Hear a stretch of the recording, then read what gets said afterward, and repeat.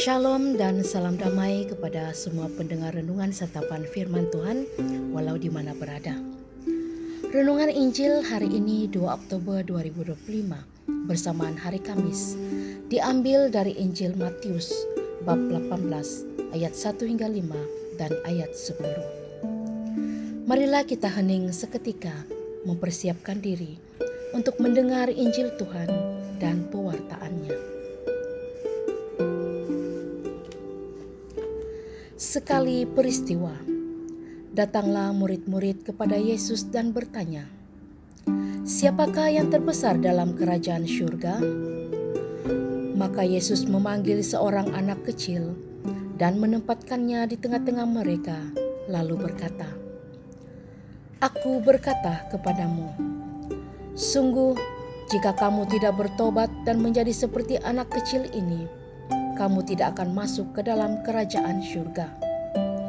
Sedangkan barang siapa merendahkan diri dan menjadi seperti anak kecil ini, dialah yang terbesar dalam kerajaan surga. Barang siapa menyambut anak ini dalam namaku, ia menyambut aku. Ingatlah, jangan menganggap rendah seorang dari anak-anak kecil ini, karena aku berkata kepadamu, malaikat mereka ada di surga dan selalu memandang wajah Bapakku yang di surga." Injil Tuhan, terpujilah Kristus. Shalom sekali lagi kepada saudara-saudari yang dikasihi Tuhan. Hari ini bersama dengan seluruh gereja Universal, kita memperingati para malaikat pelindung. Gereja mengajarkan bahwa masing-masing dari kita mempunyai malaikat pelindung. Tanda nyata bahwa Allah selalu dekat, menjaga, dan menyertai hidup kita. Dalam bacaan Injil hari ini, Yesus menegaskan, "Ingatlah, jangan menganggap rendah seorang dari anak-anak kecil ini, karena aku berkata kepadamu, ada malaikat mereka di surga yang selalu memandang wajah Bapakku di surga." Pesan yang mahu disampaikan jelas, yakni bahwa kita dipanggil untuk menjadi seperti anak kecil. Bukan dalam arti kekanak-kanakan, melainkan dalam arti percaya penuh dan bersandar kepada Tuhan. Anak kecil merasa aman, selamat karena tahu ada orang tuanya yang selalu melindungi dia. Demikian pula kita merasa selamat karena selalu berada dalam naungan Tuhan yang menjaga kita melalui malaikat pelindungnya. Namun kenyataannya, banyak orang hidup dengan hati yang tidak selamat. Mereka mudah merasa cemas, takut ditolak, memikirkan kelemahan diri, bahkan khawatir berlebihan tentang masa depan. Orang yang tidak selamat seringkali hidupnya tertekan, tidak merasa aman, dan selalu merasa tidak cukup. Yesus hari ini mengajak kita untuk menjadi pribadi yang selamat di dalam Tuhan. Namun apakah artinya ini?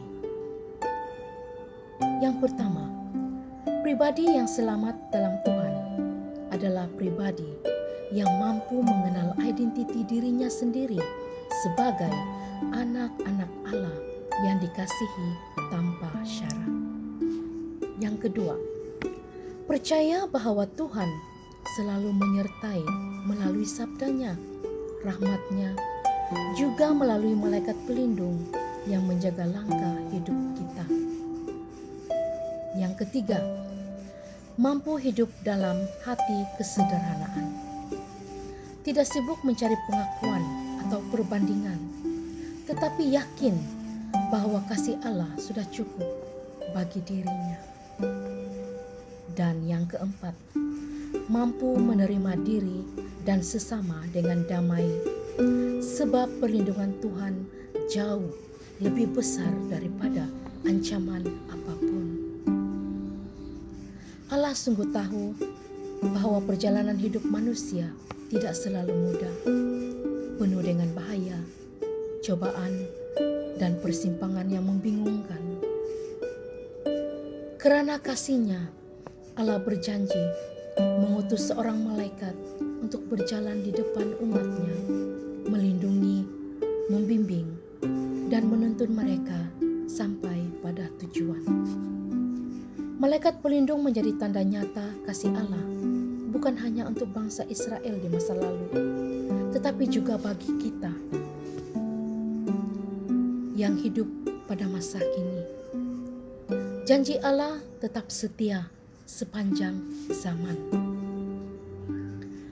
Tradisi Gereja Katolik dalam Katekismus Gereja Katolik nomor 336 menuliskan, sejak masa anak-anak sampai pada kematiannya, malaikat-malaikat mengelilingi kehidupan manusia dengan perlindungan dan doa permohonan.